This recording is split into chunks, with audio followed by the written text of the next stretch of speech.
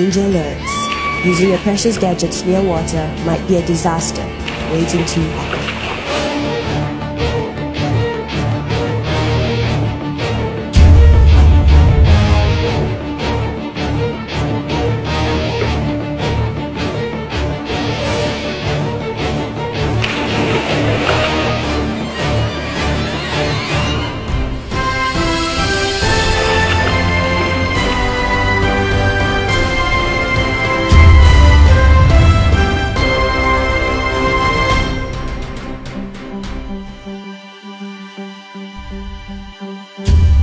Never switch on the phone after it's been dropped in water, and don't charge it.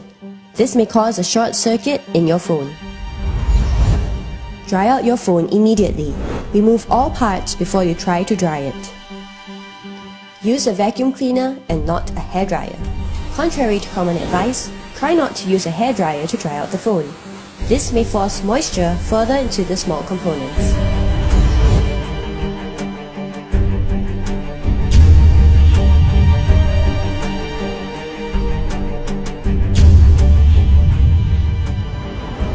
Trust me on this.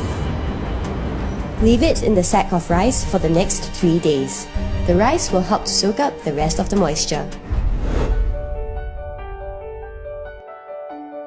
Remember, trying to revive your phone will take patience, so don't give up that fast.